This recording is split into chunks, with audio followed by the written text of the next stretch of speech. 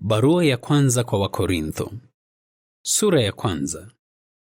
Paulo aliyeitwa kuwa mtume wa Kristo Yesu kupitia mapenzi ya Mungu, na Sosthene ndugu yetu, kwa kutaniko la Mungu lililo huko Korintho, kwenu ninyi ambao mmetakaswa katika muungano na Kristo Yesu, mlioitwa kuwa watakatifu, pamoja na wale wote ambao kila mahali wanaliitia jina la Bwana wetu Yesu Kristo, Bwana wao na wetu.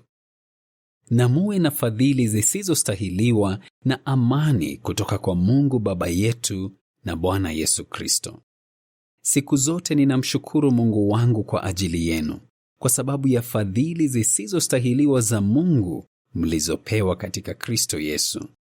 Kwa kuwa katika yeye mmetajirishwa katika kila jambo, katika uwezo kamili wa kusema na katika ujuzi kamili, kama vile ushahidi kumhusu Kristo ulivyofanywa kuwa imara miongoni mwenu, ili msipungukiwe hata kidogo katika zawadi yoyote, huku mkisubiri kwa hamu ufunuo wa Bwana wetu Yesu Kristo.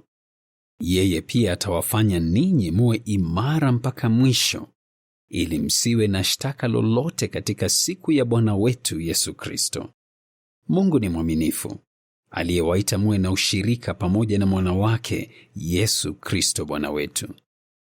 Sasa ninawahimiza ninyi akina ndugu, kupitia jina la Bwana wetu Yesu Kristo, kwamba nyote mseme kwa upatano, na kwamba kusiwe na migawanyiko kati yenu, bali kwamba muunganishwe kabisa katika akili ile ile na njia ile ile ya kufikiri. Kwa maana baadhi ya watu wa nyumba ya Kloe wamenijulisha kuwahusu ninyi ndugu zangu, kwamba kuna ugomvi kati yenu. Ninalomaanisha ni hili, kwamba kila mmoja wenu anasema, mimi ni wa Paulo, lakini mimi ni wa Apolo, lakini mimi ni wa Kefa, lakini mimi ni wa Kristo. Je, Kristo amegawanyika? Paulo hakuuawa kwenye mti kwa ajili yenu, sivyo? Au je, mlibatizwa katika jina la Paulo? Ninamshukuru Mungu kwa kuwa sikumbatiza hata mmoja wenu isipokuwa Krispo na Gayo, ili yeyote asiseme kwamba mlibatizwa katika jina langu. Ndiyo, niliibatiza pia nyumba ya Stefana. Kuhusu wale wengine, sijui kama nilimbatiza mwingine yeyote. Kwa maana Kristo alinituma si kubatiza, bali kutangaza habari njema, na si kwa maneno ya hekima, ili mti wa mateso wa Kristo usifanywe kuwa kitu kisicho na maana. Kwa maana maneno kuhusu mti wa mateso ni upumbavu kwa wale wanaoangamia, lakini kwetu sisi tunaookolewa ni nguvu za Mungu. Kwa maana imeandikwa, nitaiangamiza hekima ya watu wenye hekima, nami nitaikataa akili ya watu wenye akili. Yuko wapi mtu mwenye hekima? Yuko wapi mwandishi?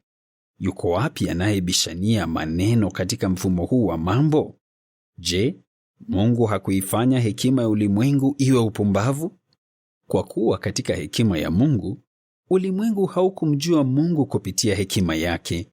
Mungu alipenda kuwaokoa wale wanaoamini kupitia upumbavu wa ujumbe unaohubiriwa.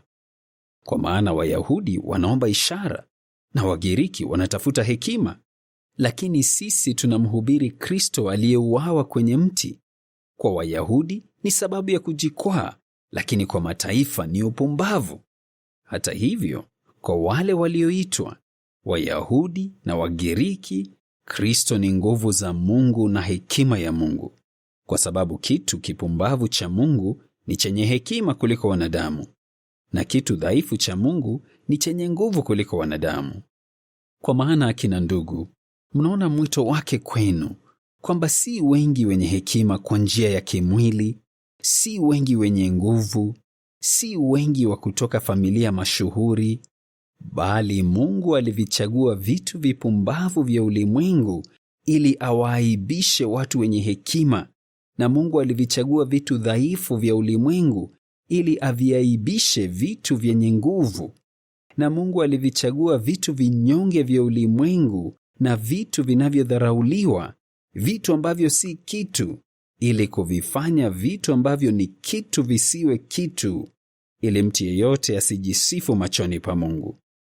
lakini ni kwa sababu yake kwamba ninyi mko katika muungano na Kristo Yesu, ambaye kwetu amekuwa hekima kutoka kwa Mungu, pia uadilifu na utakaso na kuachiliwa huru kupitia fidia, ili iwe kama ilivyoandikwa, yule anayejisifu na ajisifu katika Yehova.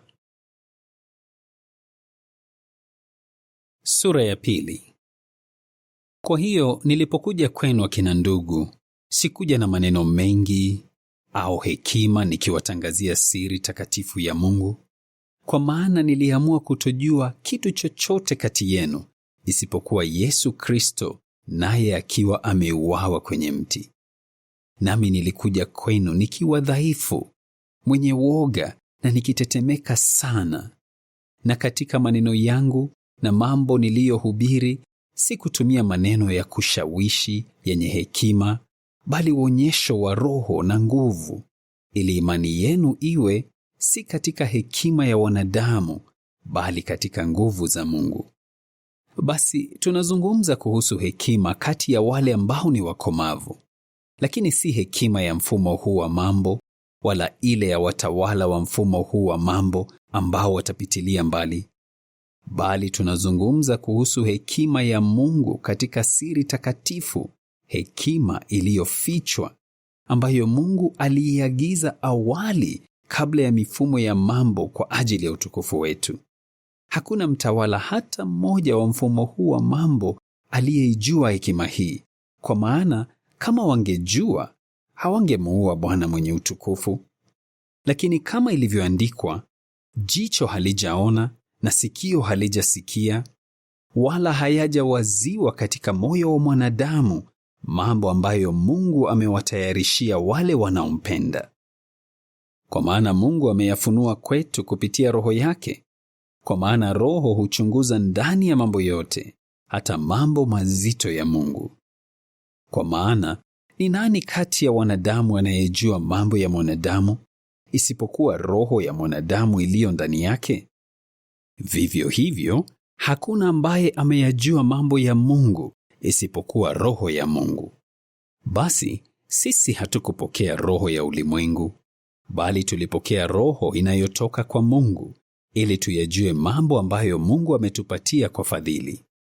Mambo hayo tunayasema pia, si kwa maneno yanayofundishwa kwa hekima ya binadamu, bali kwa yale yanayofundishwa kwa Roho, tunapofafanua mambo ya kiroho kwa maneno ya kiroho. Lakini mtu wa kimwili hayakubali mambo ya Roho ya Mungu, kwa maana hayo ni upumbavu kwake, naye hawezi kuyajua kwa sababu yanachunguzwa kiroho.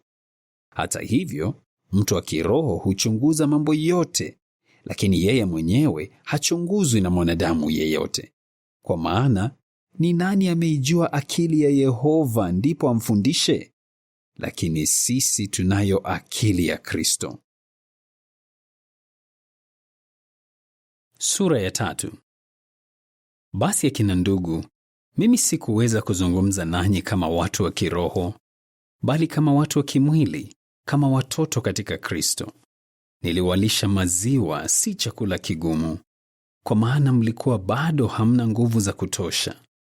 Kwa kweli, hata sasa hamna nguvu za kutosha, kwa maana bado ninyi ni wa kimwili. Kwa kuwa kuna wivu na mizozo kati yenu. Je, ninyi si wa kimwili? Na je, hamtembei kama wanadamu wanavyotembea? Kwa maana mtu mmoja anaposema, mimi ni wa Paulo, naye mwingine anasema, mimi ni wa Apolo, je, hamfanyi kama wanadamu tu? Basi Apolo ni nani? Ndiyo, Paulo ni nani? Wahudumu ambao kupitia wao mlikuja kuwa waamini, kama vile Bwana alivyomwezesha kila mmoja.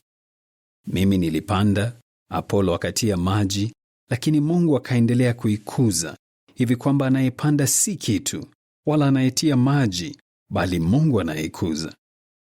Basi anayepanda na anayetia maji ni kitu kimoja, lakini kila mtu atapokea thawabu yake kulingana na kazi yake mwenyewe. Kwa maana sisi ni wafanyakazi wenzi wa Mungu. Ninyi ni shamba la Mungu linalolimwa, jengo la Mungu. Kulingana na fadhili zisizostahiliwa za Mungu nilizopewa, niliweka msingi, nikiwa mjenzi mkuu mwenye ustadi. Hata hivyo, mtu mwingine anajenga juu yake. Lakini kila mmoja na aendelee kuangalia jinsi anavyojenga juu yake. Kwa maana hakuna mtu yeyote anayeweza kuweka msingi mwingine wowote zaidi ya ule uliowekwa, ambao ni Yesu Kristo. Basi yeyote akijenga juu ya msingi huo dhahabu, fedha, mawe ya thamani, mbao, nyasi kavu au majani makavu, kazi ya kila mmoja itaonekana jinsi ilivyo, kwa maana ile siku itaifichua, kwa sababu itafunuliwa kupitia moto, na moto wenyewe utaonyesha jinsi kila mmoja alivyojenga. Ikiwa kazi ya yeyote aliyejenga juu yake itabaki, atapokea thawabu. Ikiwa kazi ya yeyote itateketea, atapata hasara, lakini yeye mwenyewe ataokolewa. Hata hivyo, itakuwa ni kama kupitia moto. Je, hamjui kwamba ninyi ni hekalu la Mungu na kwamba Roho ya Mungu inakaa ndani yenu? Yeyote akiliangamiza hekalu la Mungu, Mungu atamwangamiza, kwa maana hekalu la Mungu ni takatifu, nanyi ni hekalu hilo. Mtu yeyote asijidanganye. Ikiwa yeyote miongoni mwenu anafikiri ana hekima katika mfumo huu wa mambo, acheni awe mpumbavu ili awe na hekima. Kwa maana hekima ya ulimwengu huu ni upumbavu kwa Mungu, kwa kuwa imeandikwa, yeye huwanasa wenye hekima katika ujanja wao wenyewe. Na tena, Yehova anajua kwamba kufikiri kwa watu wenye hekima ni ubatili. Basi yeyote asijisifu katika watu, kwa maana vitu vyote ni vyenu, iwe ni Paulo au Apolo au Kefa au ulimwengu au uzima au kifo au mambo yaliyopo sasa au mambo yatakayokuja, vitu vyote ni vyenu. Nanyi ni wa Kristo, naye Kristo ni wa Mungu. Sura ya 4.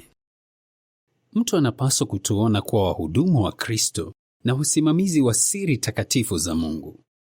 Katika hali hii, kinachotarajiwa katika wasimamizi ni kupatwa wakiwa waaminifu. Basi kwangu si muhimu sana kuchunguzwa na ninyi au na mahakama. Hata mimi sijichunguzi mwenyewe, kwa maana sioni kosa lolote dhidi yangu mwenyewe. Lakini hilo halithibitishi kuwa mimi ni mwadilifu. Anayenichunguza ni Yehova. Kwa hiyo msihukumu chochote kabla ya wakati unaofaa, mpaka Bwana aje. Ataleta mambo ya siri yaliyoyagiza kwenye nuru, na pia kujulisha nia za mioyo, na ndipo kila mtu atakapopokea sifa yake kutoka kwa Mungu.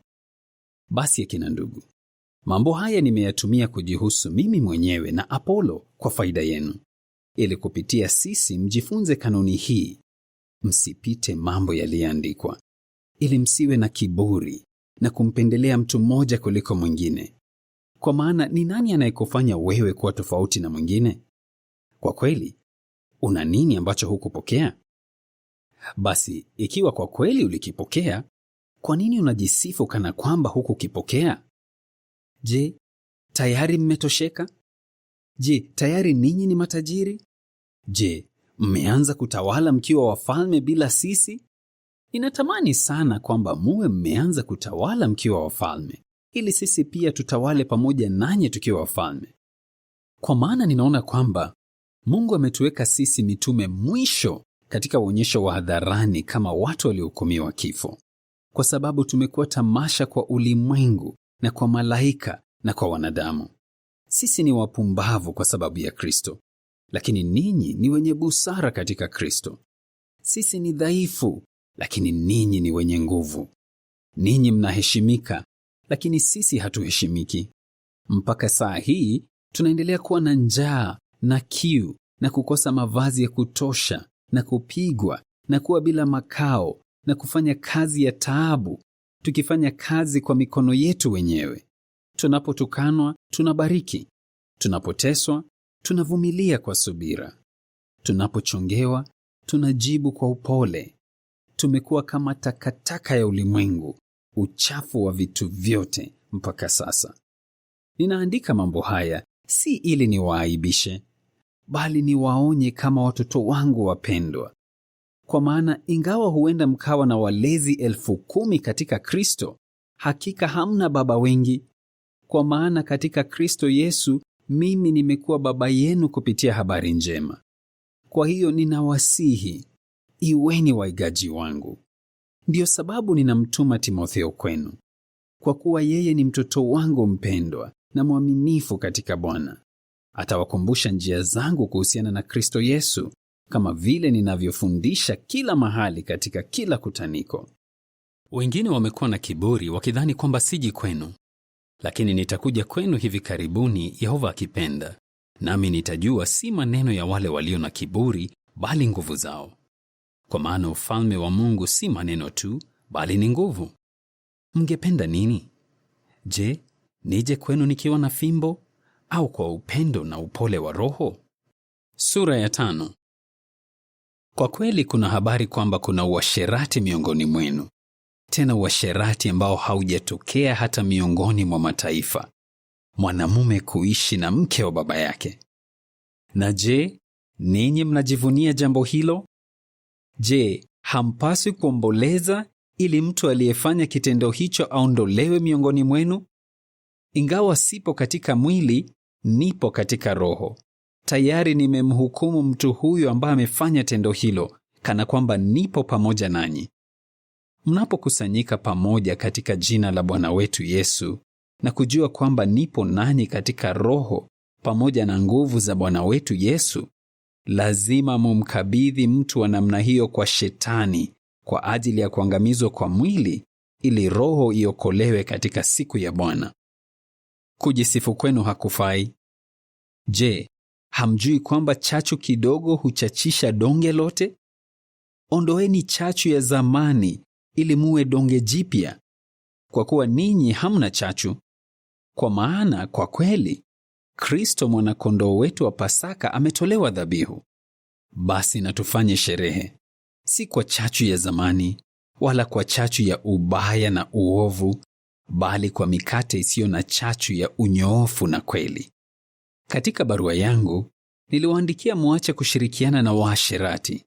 Sikumaanisha waasherati wa ulimwengu huu, au watu wenye pupa na wanyang'anyi au waabudu sanamu. Kama ingekuwa hivyo, kwa kweli ingewabidi muondoke katika ulimwengu. Lakini sasa ninawaandikia muache kushirikiana na mtu yeyote anayeitwa ndugu, ambaye ni mwasherati au mtu mwenye pupa au anayeabudu sanamu au mtukanaji au mlevi au mnyang'anyi. Hata msile chakula pamoja na mtu wa namna hiyo.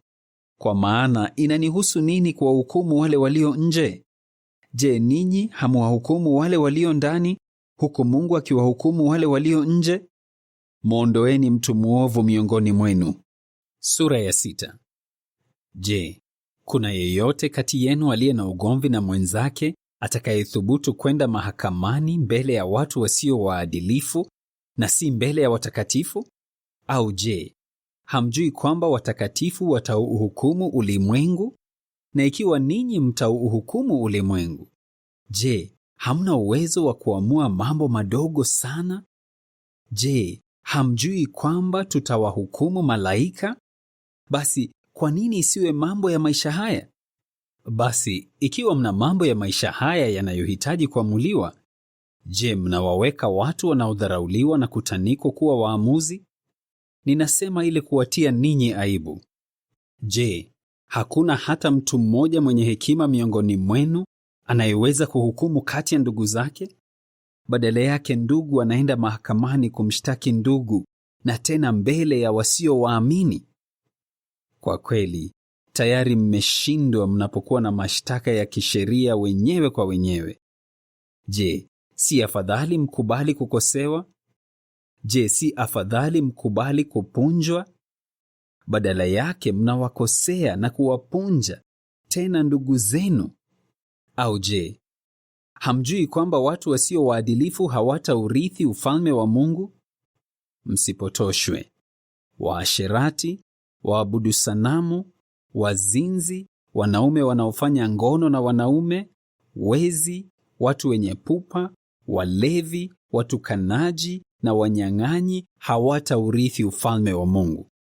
Na bado baadhi yenu mlikuwa hivyo, lakini mmeoshwa mkawa safi, mmetakaswa, mmetangazwa kwa waadilifu katika jina la Bwana Yesu Kristo na kwa Roho ya Mungu wetu. Mambo yote ni halali kwangu, lakini si mambo yote yenye faida. Mambo yote ni halali kwangu, lakini sitaruhusu kitu chochote kinitawale. Chakula ni kwa ajili ya tumbo, na tumbo ni kwa ajili ya chakula, lakini Mungu atavifanya vyote viwe si kitu. Mwili si kwa ajili ya uasherati, bali ni kwa ajili ya Bwana, na Bwana ni kwa ajili ya mwili. Lakini Mungu alimfufua Bwana, na pia atatufufua sisi kutoka kwenye kifo kupitia nguvu zake. Je, hamjui kwamba miili yenu ni viungo vya Kristo? Basi je, nivichukue viungo vya Kristo na kuviunganisha na kahaba? La hasha! Je, hamjui kwamba yeyote ambaye ameungana na kahaba ni mwili mmoja naye? Kwa maana yeye anasema hao wawili watakuwa mwili mmoja. Lakini yeyote anayeungana na Bwana ana umoja naye katika roho. Ukimbieni uasherati. Dhambi nyingine yoyote ambayo huenda mtu akafanya iko nje ya mwili wake, lakini yeyote aliye na mazoea ya kufanya uasherati anautendea dhambi mwili wake mwenyewe. Je, hamjui kwamba mwili wenu ni hekalu la Roho Takatifu ndani yenu mliopokea kutoka kwa Mungu? Pia ninyi si mali yenu wenyewe, kwa maana mlinunuliwa kwa bei. Kwa vyovyote mtukuzeni Mungu katika mwili wenu. Sura ya 7. Basi kuhusu mambo ambayo mliandika, ni bora mwanamume asimguse mwanamke. Lakini kwa sababu ya kuenea kwa uasherati, kila mwanamume na awe na mke wake mwenyewe, na kila mwanamke awe na mume wake mwenyewe. Mume na ampe mke wake haki yake, na mke pia na amfanyie vivyo hivyo mume wake. Mke hana mamlaka juu ya mwili wake mwenyewe, bali mume wake anayo. Vivyo hivyo, mume hana mamlaka juu ya mwili wake mwenyewe, bali mke wake anayo. Msiwe mkinyimana, ila kwa makubaliano kwa wakati uliowekwa, ili mtenge wakati kwa ajili ya sala na mje pamoja tena, ili shetani asiendelee kuwajaribu kwa sababu mnakosa kujizuia. Hata hivyo, ninasema hilo ili kuwapa ruhusa, bali si amri. Lakini ningependa watu wote wawe kama mimi nilivyo. Hata hivyo, kila mmoja ana zawadi yake mwenyewe kutoka kwa Mungu, mmoja kwa njia hii, mwingine kwa njia ile. Sasa ninawaambia waseja na wajane, ni bora wabaki kama mimi nilivyo. Lakini ikiwa hawawezi kujizuia, acheni wafunge ndoa, kwa maana ni bora kufunga ndoa kuliko kuwaka tamaa. Kwa watu waliofunga ndoa ninatoa maagizo, si mimi bali ni Bwana, kwamba mke hapaswi kutengana na mume wake. Lakini wakitengana, abaki bila kuolewa, la sivyo apatane tena na mume wake. Na mume hapaswi kumwacha mke wake. Lakini kwa wale wengine ninawaambia, ndiyo mimi, si Bwana. Ikiwa ndugu yeyote ana mke asiyeamini, na mke huyo anakubali kuishi pamoja naye, basi asimwache. Na ikiwa mwanamke ana mume asiyeamini, na mume huyo anakubali kuishi pamoja naye, basi asimwache mume wake. Kwa maana mume asiyeamini hutakaswa kuhusiana na mke wake, na mke asiyeamini hutakaswa kuhusiana na huyo ndugu. La sivyo, watoto wenu hawangekuwa safi, lakini sasa wao ni watakatifu. Lakini yule asiyeamini akiamua kuondoka, acha aondoke. Ndugu au dada hajafungwa chini ya hali kama hizo, lakini Mungu amewaita ninyi kwenye amani. Wewe mke, unajuaje kama utamwokoa mume wako? Au wewe mume, unajuaje kama utamwokoa mke wako? Hata hivyo, kama Yehova alivyompa kila mmoja fungu, kila mmoja na ajiendeshe kama Mungu alivyomuita. Ninatoa agizo hilo katika makutaniko yote.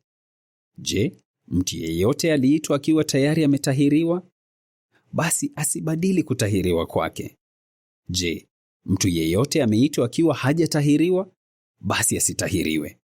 Kutahiriwa hakuna maana, wala kutotahiriwa hakuna maana, lakini kushika amri za Mungu kuna maana. Basi katika hali yoyote ambayo kila mmoja aliitwa, acheni abaki hivyo. Je, uliitwa ukiwa mtumwa? usiache hilo likuhangaishe. Lakini ikiwa unaweza kuwa huru, basi tumia nafasi hiyo. Kwa maana yeyote aliyeitwa katika Bwana akiwa mtumwa ni mtu aliyewekwa huru wa Bwana. Vivyo hivyo yeyote aliyeitwa akiwa mtu aliye huru ni mtumwa wa Kristo. Mlinunuliwa kwa bei, acheni kuwa watumwa wa wanadamu. Akina ndugu, katika hali yoyote ambayo kila mmoja aliitwa, acheni abaki hivyo mbele za Mungu. Sasa kuhusu mabikira, sina amri kutoka kwa Bwana, lakini ninatoa maoni yangu nikiwa mtu aliyeonyeshwa rehema na Bwana kwa mwaminifu. Kwa hiyo ninaona ni bora kwa mtu kuendelea kama alivyo kwa sababu ya ugumu uliopo. Je, umefungwa kwa mke? Acha kutafuta kufunguliwa. Je, umewekwa huru kutoka kwa mke? Acha kutafuta mke. Lakini hata kama ukifunga ndoa, hutakuwa ukifanya dhambi. Na kama bikira akifunga ndoa, mtu huyo hatakuwa akifanya dhambi. Hata hivyo, wale wanaofanya hivyo watakuwa na dhiki katika mwili wao. Lakini ninajaribu kuwaepusha ninyi. Isitoshe, ninasema hivyo kina ndugu, wakati uliobaki umepungua. Tangu sasa, wale walio na wake na wawe kana kwamba hawana, na wale wanaolia wawe kama wale wasiolia, na wale wanaoshangilia wawe kama wale wasioshangilia, na wale wanaonunua wawe kama wale wasio na kitu, na wale wanaoutumia ulimwengu wawe kama wale wasioutumia kwa ukamili. Kwa maana tamasha ya ulimwengu huu inabadilika. Kwa kweli, ninataka msihangaike. Mwanamume ambaye hajaoa huhangaikia mambo ya Bwana, jinsi anavyoweza kupata kibali cha Bwana. Lakini mwanamume aliyeoa huhangaikia mambo ya ulimwengu, jinsi anavyoweza kupata kibali cha mke wake, naye amegawanyika. Zaidi ya hayo, mwanamke ambaye hajaolewa na vilevile bikira huhangaikia mambo ya Bwana, ili awe mtakatifu katika mwili wake na pia katika roho yake.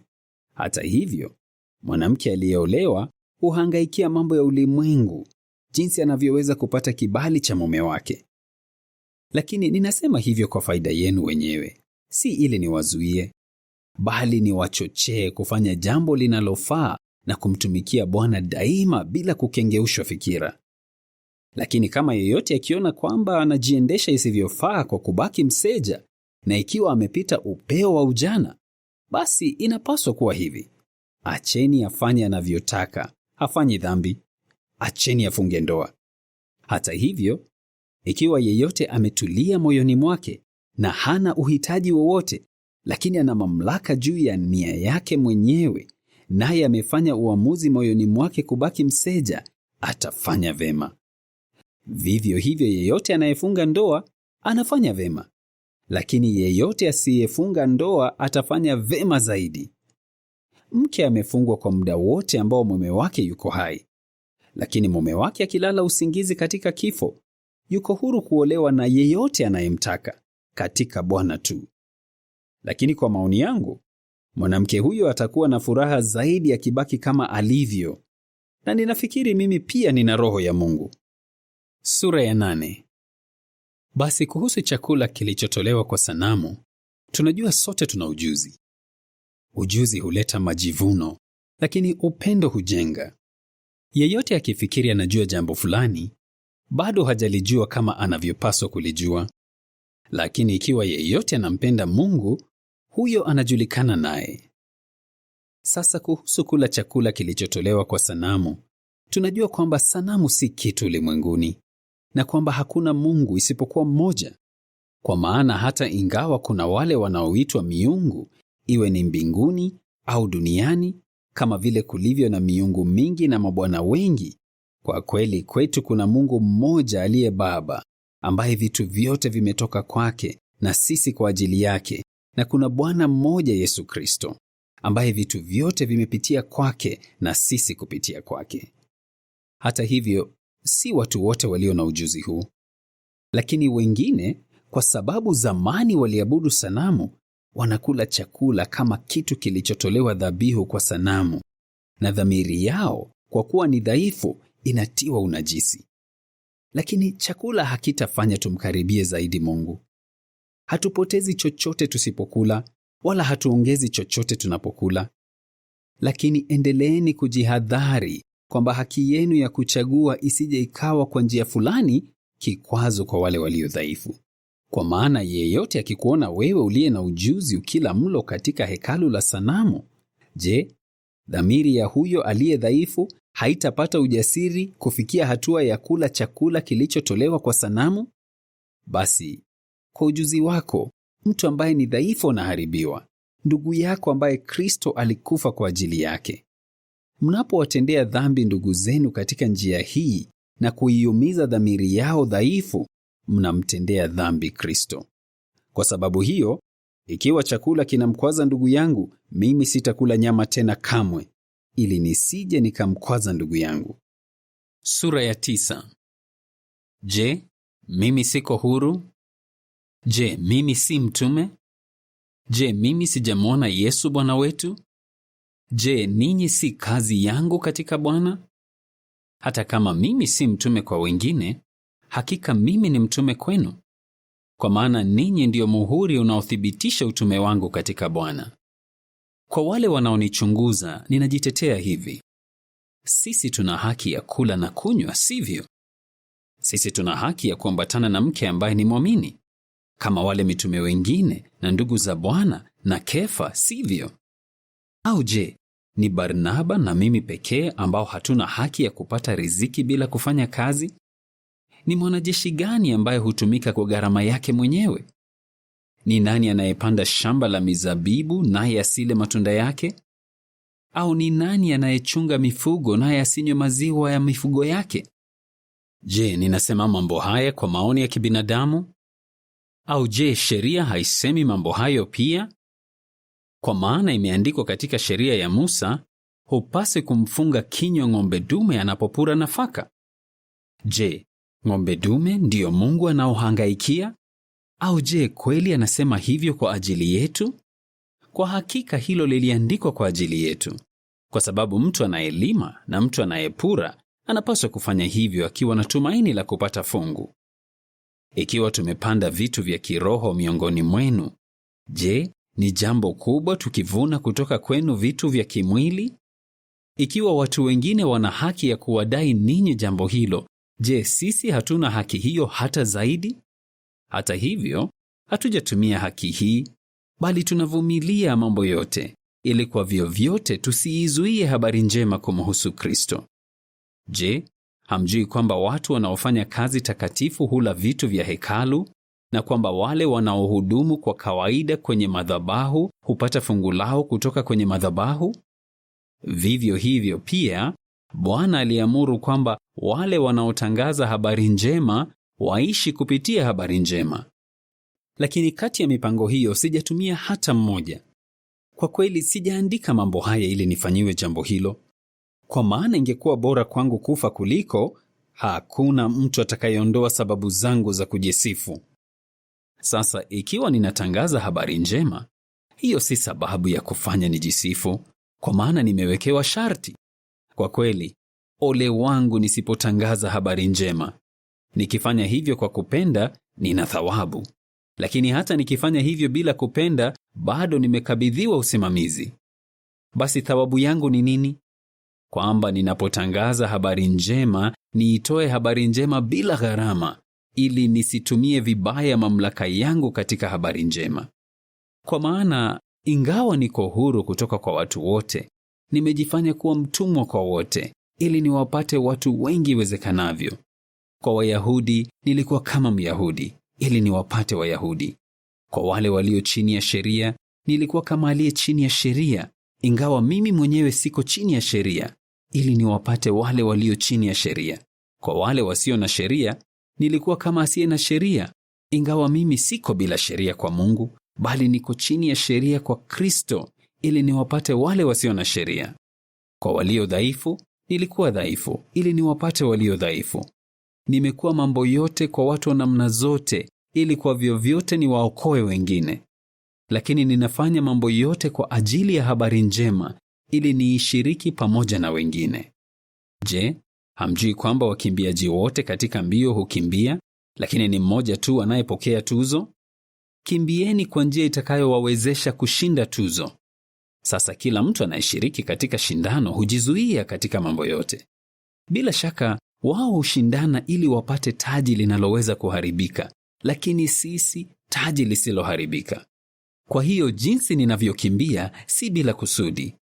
Jinsi ninavyoelekeza ngumi zangu ni ili nisiwe nikipiga hewa, lakini ninaupiga mwili wangu na kuuongoza kama mtumwa, ili baada ya kuwahubiria wengine kwa njia fulani, mimi mwenyewe nisikataliwe. Sura ya 10. Basi akina ndugu, ninataka mjue kwamba mababu zetu wote walikuwa chini ya wingu, na wote walipita katika bahari, na wote walibatizwa katika Musa kupitia wingu na bahari, na wote walikula chakula kile kile cha kiroho, na wote walikunywa maji yale yale ya kiroho, kwa maana walikuwa wakinywa kutokana na mwamba wa kiroho uliowafuata, na mwamba huo ulimaanisha Kristo. Hata hivyo, Mungu hakupendezwa na wengi wao, kwa maana waliangamizwa nyikani. Basi mambo hayo yalikuwa vielelezo kwetu, ili tusitamani mambo mabaya kama wao walivyotamani, wala tusiwe waabudu sanamu kama baadhi yao walivyofanya. Kama ilivyoandikwa, watu wakaketi ili wale na kunywa, kisha wakasimama ili wajitumbuize. Wala tusifanye uasherati kama baadhi yao walivyofanya uasherati, na 23,000 kati yao wakaanguka kwa siku moja. Wala tusimjaribu Yehova kama baadhi yao walivyomjaribu, wakaangamizwa na nyoka. Wala tusiwe wanung'unikaji kama baadhi yao walivyonung'unika, wakaangamizwa na mwangamizaji. Basi mambo hayo yaliwapata ili kuwa vielelezo, nayo yaliandikwa ili kuwa onyo kwetu sisi ambao tumefikiwa na miisho ya mifumo ya mambo. Basi yule anayefikiri amesimama na ajihadhari asije akaanguka. Hakuna majaribu ambayo yamewapata ninyi ila yale yaliyo ya kawaida kwa watu. Lakini Mungu ni mwaminifu, naye hata waacha mjaribiwe kupita mnavyoweza kuhimili, bali pamoja na majaribu hayo ataifanya pia njia ya kutokea ili muweze kuyavumilia. Kwa hiyo wapendwa wangu, ikimbieni ibada ya sanamu. Ninasema kana kwamba ni kwa watu wenye utambuzi. Hukumuni wenyewe lile ninalosema. Kikombe cha baraka ambacho tunabariki, je, si kushiriki katika damu ya Kristo? Mkate ambao tunamega, je, si kushiriki katika mwili wa Kristo? Kwa sababu kuna mkate mmoja, sisi ingawa tuko wengi ni mwili mmoja, kwa maana sote tunakula mkate huo mmoja. Tazameni Israeli kwa njia ya kimwili. Je, wale wanaokula dhabihu si washiriki pamoja na madhabahu? Basi niseme nini? Je, kile kilichotolewa dhabihu kwa sanamu ni kitu? Au je, sanamu ni kitu? Hapana, bali ninasema kwamba vitu ambavyo mataifa huvitoa dhabihu, wao huvitoa dhabihu kwa roho waovu, si kwa Mungu. Nami sitaki muwe washiriki pamoja na roho waovu. Hamwezi kuwa mkinywa kikombe cha Yehova na kikombe cha roho waovu. Hamwezi kuwa mkishiriki meza ya Yehova na meza ya roho waovu. Au je, tunamchochea Yehova kuwa na wivu? Je, sisi tuna nguvu zaidi kuliko yeye? Mambo yote ni halali, lakini si mambo yote yaliyo na faida. Mambo yote ni halali, lakini si mambo yote yanayojenga. Kila mmoja na aendelee kutafuta si faida yake mwenyewe, bali faida ya yule mtu mwingine. Kuleni chochote kinachouzwa katika soko la nyama, bila kuchunguza kwa sababu ya dhamiri yenu, kwa maana dunia na vyote vilivyomo ni vya Yehova. Mtu asiyeamini akiwaalika nanyi mtake kwenda, kuleni chochote kinachowekwa mbele yenu, bila kuchunguza kwa sababu ya dhamiri yenu. Lakini yeyote akiwaambia, hiki ni kitu kilichotolewa katika dhabihu, msile kwa sababu ya yule aliyewaambia na kwa sababu ya dhamiri. Simaanishi dhamiri yako mwenyewe, bali ya yule mtu mwingine. Kwa maana, kwa nini uhuru wangu uhukumiwe na dhamiri ya mtu mwingine? Ikiwa ninakula nikiwa na shukrani, kwa nini nitukanwe juu ya kile ninachotolea shukrani? Kwa hiyo, iwe mnakula au mnakunywa au mnafanya jambo lingine lolote, fanyeni mambo yote kwa utukufu wa Mungu.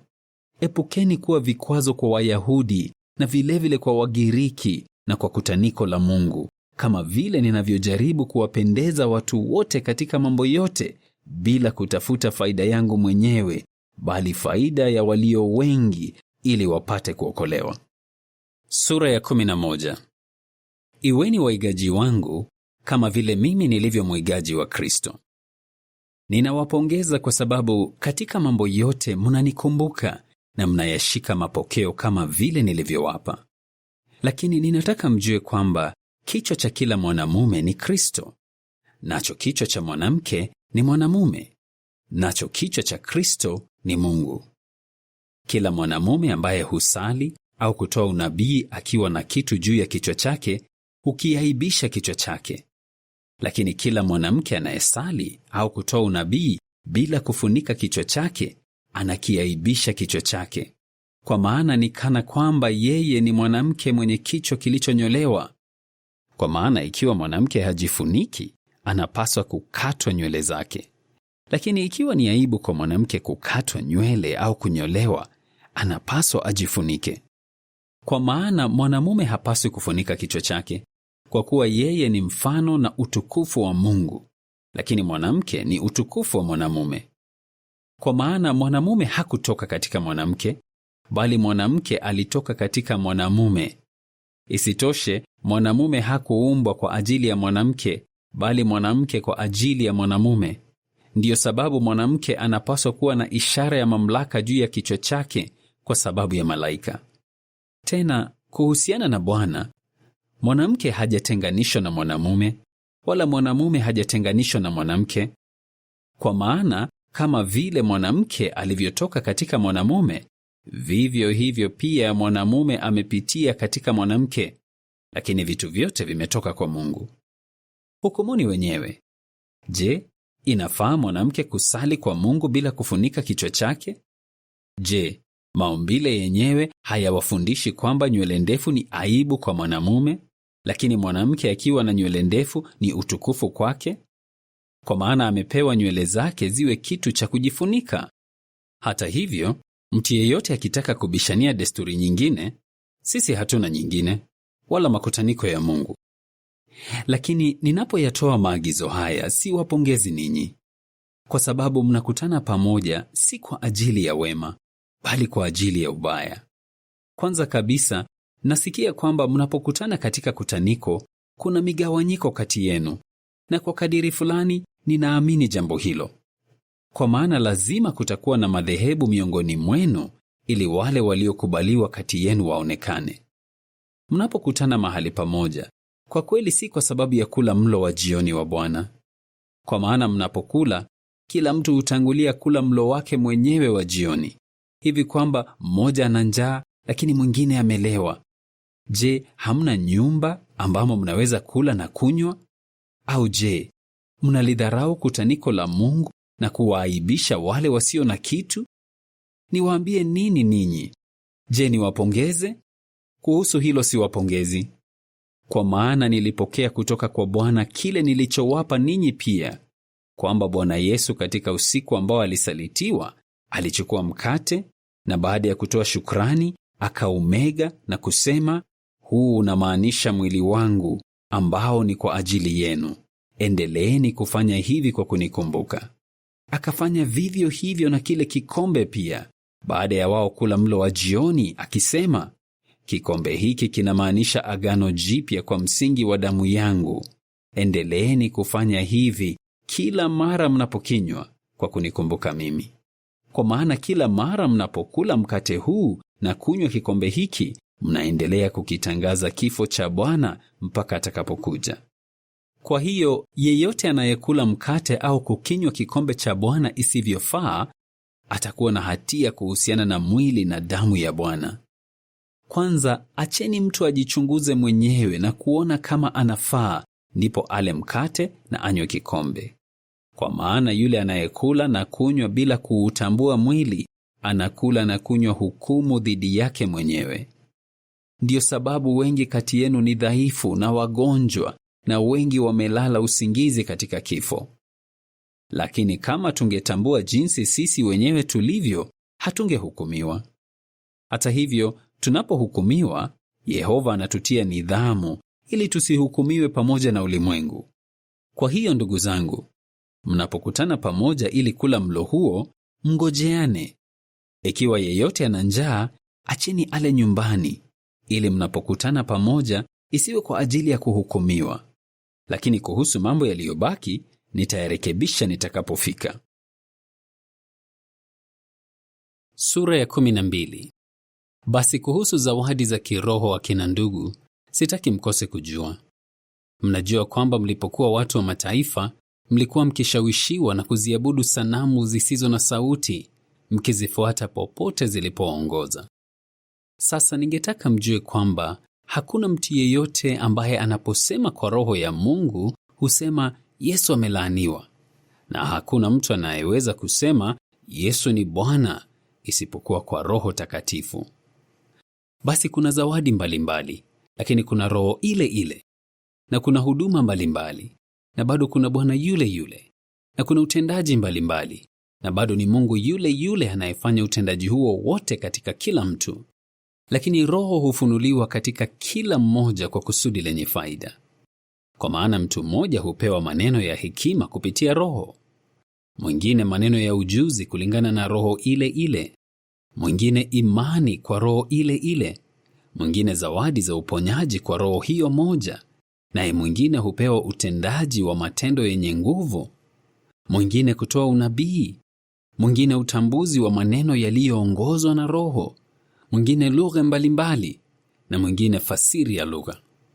Lakini ni Roho ile ile inayofanya utendaji huu wote, ikimgawia kila mmoja kama vile inavyopenda. Kwa maana kama vile mwili ni mmoja lakini una viungo vingi, na viungo vyote vya mwili huo ingawa ni vingi ni mwili mmoja, ndivyo pia alivyo Kristo. Kwa maana kwa Roho moja sote tulibatizwa katika mwili mmoja, iwe ni Wayahudi au ni Wagiriki, iwe ni watumwa au ni walio huru, nasi sote tulinyweshwa Roho moja. Kwa maana kwa kweli mwili una viungo vingi, si kiungo kimoja.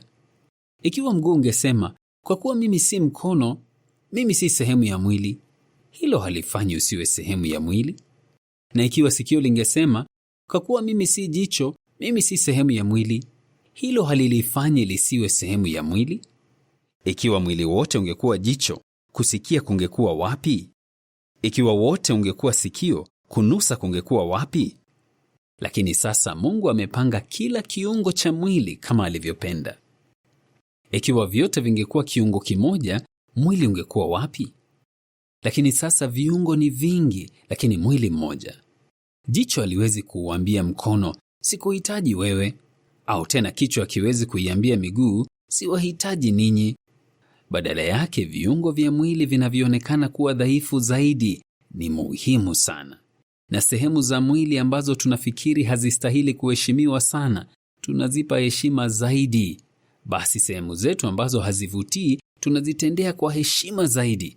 Bali sehemu zetu zinazopendeza hazihitaji kitu chochote. Lakini hivyo ndivyo Mungu alivyouunganisha mwili, akiipa heshima zaidi sehemu iliyokuwa na upungufu, ili kusiwe na mgawanyiko katika mwili, bali viungo vyake vitunzane. Kiungo kimoja kikiumia, viungo vingine vyote huumia pamoja nacho. Au kiungo kimoja kikitukuzwa, viungo vingine vyote hushangilia pamoja nacho. Basi ninyi ni mwili wa Kristo, na kila mmoja wenu ni kiungo cha mwili huo. Naye Mungu amewaweka watu mbalimbali katika kutaniko. Kwanza mitume, pili manabii, tatu walimu, kisha matendo yenye nguvu, kisha zawadi za uponyaji, huduma za kusaidia, uwezo wa kuelekeza na lugha mbalimbali. Je, wote ni mitume? Je, wote ni manabii? Je, wote ni walimu? Je, wote hufanya matendo yenye nguvu? Je, wote wana zawadi za uponyaji? Je, wote husema kwa lugha? Je, wote ni wakalimani? Lakini endeleeni kutafuta kwa bidii zawadi zilizo kubwa zaidi, na bado nitawaonyesha njia iliyo bora zaidi. Sura ya 13. Nikisema kwa lugha za wanadamu na za malaika lakini sina upendo, nimekuwa chuma kinachovuma au towazi linalolia. Na ikiwa nina zawadi ya kutoa unabii, nami ninazielewa siri zote takatifu na ujuzi wote, na ikiwa nina imani yenye nguvu hata niweze kuhamisha milima, lakini sina upendo, mimi si kitu. Nami nikitoa mali zangu zote ili kuwalisha wengine, na nikiutoa mwili wangu ili nijisifu, lakini sina upendo, sipati faida yoyote. Upendo ni wenye subira na fadhili. Upendo hauna wivu, haujigambi, haujivuni, haujiendeshi bila adabu, hautafuti faida zake wenyewe, hauchokozeki, hauweki hesabu ya ubaya, haushangilii ukosefu wa uadilifu, bali hushangilia pamoja na kweli. Huhimili mambo yote, huamini mambo yote, hutumaini mambo yote, huvumilia mambo yote. Upendo haushindwi kamwe. Lakini kama kuna zawadi za unabii, zitaondolewa. Kama kuna lugha, zitakoma. Kama kuna ujuzi, utaondolewa. Kwa maana tuna ujuzi usio kamili, nasi tunatoa unabii usio kamili. Lakini kile kilicho kamili kitakapokuja, kile kisicho kamili kitaondolewa. Nilipokuwa mtoto, ilikuwa nikisema kama mtoto, nikifikiri kama mtoto, nikiwaza kama mtoto. Lakini kwa kuwa sasa nimekuwa mtu mzima, nimeziacha tabia za mtoto. Kwa maana sasa tunaona kwa njia isiyo ya waziwazi kupitia kioo cha chuma, lakini wakati huo itakuwa uso kwa uso. Kwa sasa sijui kikamili, lakini wakati huo nitajua kwa usahihi kama vile ninavyojulikana kwa usahihi. Hata hivyo, sasa yanabaki mambo haya matatu: imani, tumaini, upendo. Lakini lililo kubwa zaidi kati ya hayo ni upendo. Sura ya 14. Fuatieni upendo, na bado endeleeni kutafuta kwa bidii zawadi za kiroho. Lakini ni afadhali zaidi kwamba mtoe unabii. Kwa maana yule anayesema kwa lugha, hasemi na wanadamu, bali na Mungu. Kwa maana hakuna anayesikiliza, bali yeye husema kwa roho siri zilizotakatifu. Hata hivyo, yule anayetoa unabii huwajenga na kuwatia moyo na kuwafariji watu kwa maneno yake. Yule anayesema kwa lugha hujijenga mwenyewe, lakini yule anayetoa unabii hulijenga kutaniko. Basi ningependa nyinyi nyote mseme kwa lugha, lakini ninapendelea zaidi mtoe unabii. Kwa kweli, yule anayetoa unabii ni mkubwa kuliko yule anayezungumza kwa lugha, isipokuwa afasiri kwa ajili ya kutaniko ili lijengwe. Lakini wakati huu, akina ndugu, kama ningekuja kwenu nikisema kwa lugha, ningewapa faida gani kama singezungumza nanyi kwa ufunuo au kwa ujuzi au kwa unabii au kwa fundisho? Ndivyo ilivyo pia kwa vitu visivyo na uhai ambavyo hutoa sauti, iwe ni filimbi au kinubi. Kusipokuwa na tofauti kati ya sauti, kinachopigwa kwenye filimbi au kwenye kinubi kitajulikanaje? Kwa maana tarumbeta ikipiga mwito usiojulikana, ni nani atakayejitayarisha kwa ajili ya vita? Vivyo hivyo, msiposema maneno yanayoeleweka kwa urahisi kupitia lugha hiyo, watu watajuaje kinachosemwa? Kwa kweli mtakuwa mkizungumza hewani. Huenda kuna aina nyingi za maneno ulimwenguni. Hata hivyo, hakuna aina isiyo na maana. Ikiwa sielewi maana ya maneno, itakuwa mgeni kwa yule anayezungumza, naye anayezungumza atakuwa mgeni kwangu. Nanyi pia, kwa kuwa mnatamani sana zawadi za Roho, jitahidini kujawa na zawadi ambazo zitalijenga kutaniko. Kwa hiyo, yule anayezungumza kwa lugha na asali ili afasiri. Kwa maana ikiwa ninasali kwa lugha, ni zawadi yangu ya Roho inayosali, lakini akili yangu haizai matunda. Basi nini kifanywe? Nitasali kwa zawadi ya Roho, lakini nitasali pia kwa akili yangu. Nitaimba sifa kwa zawadi ya Roho, lakini pia nitaimba sifa kwa akili yangu. Kama sivyo, ukitoa sifa kwa zawadi ya Roho, mtu wa kawaida miongoni mwenu atasemaje amina unapotoa shukrani kwa kuwa hajui unachosema? Kweli unatoa shukrani kwa njia nzuri, lakini yule mtu mwingine hajengwi.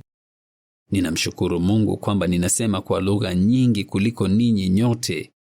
Hata hivyo, katika kutaniko, afadhali niseme maneno 5 kwa akili yangu, ili pia niwafundishe wengine kuliko maneno 10,000 kwa lugha.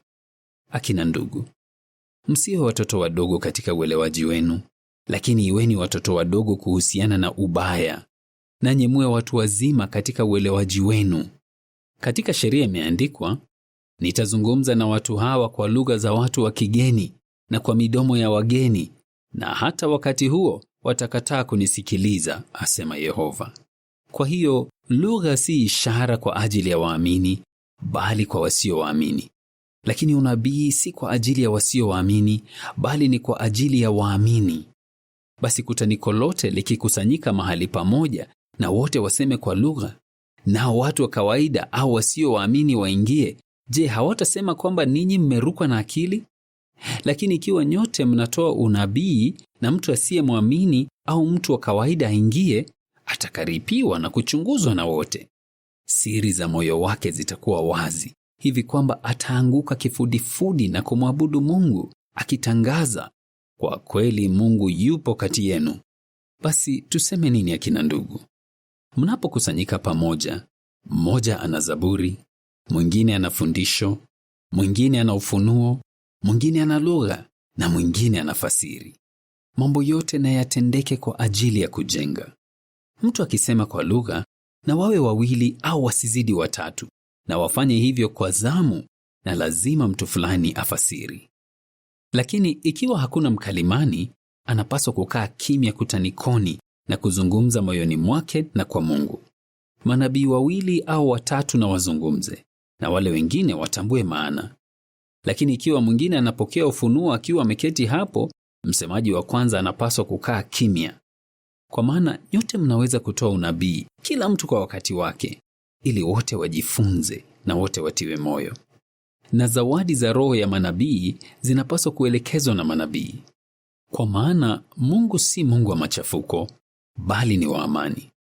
Kama ilivyo katika makutaniko yote ya watakatifu, wanawake na wakae kimya katika makutaniko, kwa maana hawaruhusiwi kuzungumza. Badala yake na wajitiishe, kama vile sheria inavyosema pia. Ikiwa wanataka kujifunza jambo fulani, acheni wawaulize waume zao nyumbani, kwa maana ni aibu kwa mwanamke kuzungumza kutanikoni. Je, neno la Mungu lilitoka kwenu au liliwafikia ninyi peke yenu?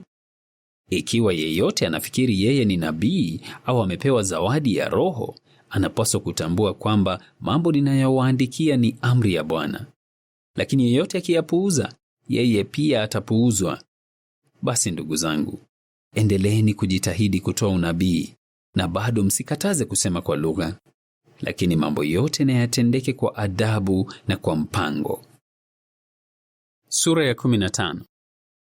Basi akina ndugu, ninawakumbusha kuhusu habari njema niliyowatangazia, nanyi mkaipokea pia, na mmechukua msimamo kwa ajili yake.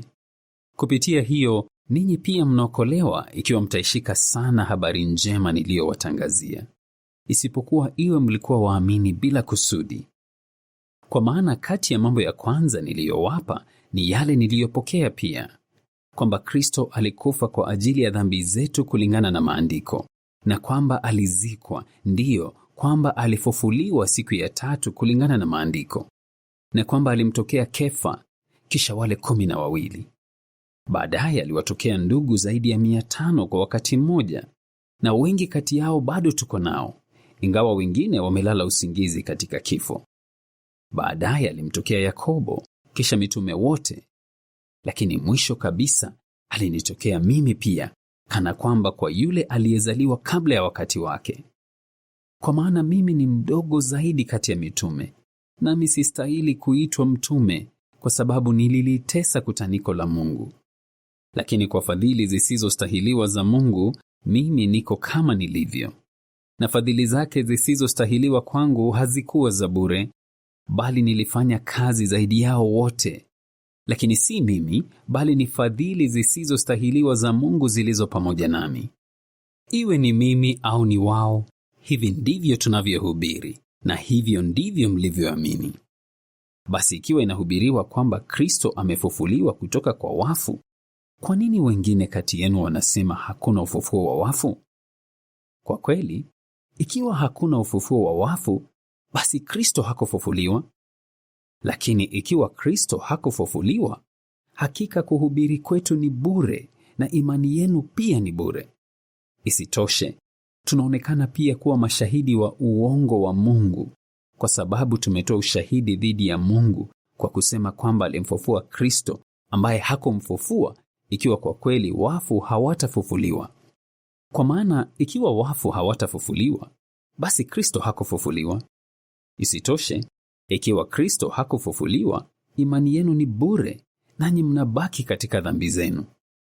Basi pia wale ambao wamelala usingizi katika kifo wakiwa katika muungano na Kristo wameangamia. Ikiwa ni katika maisha haya tu tumemtumaini Kristo, sisi ndio wa kusikitikiwa kuliko mtu yeyote. Lakini sasa Kristo amefufuliwa kutoka kwa wafu, akiwa matunda ya kwanza ya wale ambao wamelala usingizi katika kifo. Kwa kuwa kifo kilikuja kupitia mwanadamu, ufufuo wa wafu pia unakuja kupitia mwanadamu. Kwa maana kama vile katika Adamu wote wanakufa, vivyo hivyo pia katika Kristo wote watafanywa kuwa hai. Lakini kila mmoja kwa mpangilio wake unaofaa. Kristo aliye matunda ya kwanza, baadaye wale walio wa Kristo wakati wa kuwapo kwake. Kisha mwisho atakapoukabidhi ufalme kwa Mungu wake aliye baba yake, atakapokuwa ameangamiza serikali yote na mamlaka yote na nguvu zote. Kwa maana lazima atawale akiwa mfalme mpaka Mungu atakapoweka maadui wote chini ya miguu yake. Na adui wa mwisho atakayeangamizwa ni kifo. Kwa maana Mungu alivitiisha vitu vyote chini ya miguu yake. Lakini anaposema vitu vyote vimetiishwa, ni wazi kwamba hilo halimhusu yule aliyevitiisha vitu vyote chini yake. Lakini vitu vyote vitakapotiishwa kwake, ndipo mwana mwenyewe atakapojitiisha pia kwa yule aliyevitiisha vitu vyote kwake, ili Mungu awe vitu vyote kwa kila mtu. Kama sivyo, watafanya nini wale wanaobatizwa kwa kusudi la kuwa wafu?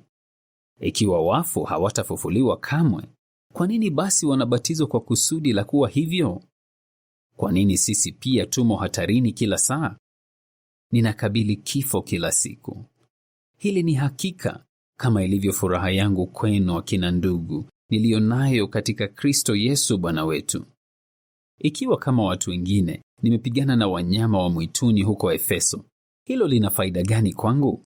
Ikiwa wafu hawatafufuliwa, acheni tule na tunywe, kwa maana kesho tutakufa. Msipotoshwe. Kushirikiana na watu wabaya huharibu tabia nzuri. Amkeni kwa njia ya uadilifu na msiwe na mazoea ya kufanya dhambi, kwa maana wengine hawamjui Mungu. Ninasema ili kuwafanya muone aibu. Hata hivyo, mtu fulani atauliza, wafu watafufuliwaje? Ndiyo, watakuja wakiwa na mwili wa aina gani? Wewe mtu usiye na akili, kile unachopanda hakiwi hai isipokuwa kwanza kife. Na kuhusu kile unachopanda, unapanda si mwili utakaochipuka, bali ni mbegu tu, iwe ya ngano au mbegu ya aina nyingine. Lakini Mungu huipa mwili kama anavyopenda, na huipa kila mbegu mwili wake. Nyama zote si za aina moja, bali kuna ya wanadamu, kuna nyama ya mifugo, kuna nyama ya ndege na nyingine ya samaki. Na kuna miili ya mbinguni na miili ya duniani, lakini utukufu wa miili ya mbinguni ni wa namna moja, na ule wa miili ya duniani ni wa namna nyingine. Utukufu wa jua ni wa namna moja, na utukufu wa mwezi ni mwingine, na utukufu wa nyota ni mwingine. Kwa kweli, nyota moja hutofautiana na nyota nyingine kwa utukufu. Ndivyo ilivyo kuhusu ufufuo wa wafu. Hupandwa katika uharibifu, hufufuliwa katika kutoweza kuharibika. Hupandwa katika aibu, hufufuliwa katika utukufu. Hupandwa katika udhaifu, hufufuliwa katika nguvu. Hupandwa ukiwa mwili wa nyama, hufufuliwa ukiwa mwili wa roho. Ikiwa kuna mwili wa nyama, basi kuna mwili wa roho pia. Basi imeandikwa hivi: mwanadamu wa kwanza Adamu akawa mtu aliye hai. Adamu wa mwisho akawa roho inayowapa watu uhai. Hata hivyo, ule wa roho si wa kwanza. Ule wa nyama ndio wa kwanza, na baadaye ule wa roho. Mtu wa kwanza ni wa kutoka duniani na ameumbwa kwa mavumbi. Mtu wa pili ni wa kutoka mbinguni. Kama yule aliyeumbwa kwa mavumbi, ndivyo walivyo pia wale walioumbwa kwa mavumbi. Na kama alivyo yule wa mbinguni, ndivyo walivyo pia wale wa mbinguni. Na kama vile ambavyo tumeuchukua mfano wa yule aliyeumbwa kwa mavumbi, vivyo hivyo pia tutauchukua mfano wa yule wa mbinguni. Lakini ninawaambia hivi akina ndugu, kwamba nyama na damu haviwezi kuurithi ufalme wa Mungu, wala uharibifu haurithi kutoweza kuharibika. Tazama, ninawaambia siri takatifu. Hatutalala usingizi katika kifo sisi sote, bali sote tutabadilishwa kwa muda mfupi, kufumba na kufumbua jicho, wakati wa tarumbeta ya mwisho. Kwa maana tarumbeta italia, na wafu watafufuliwa wakiwa wasioweza kuharibika, nasi tutabadilishwa.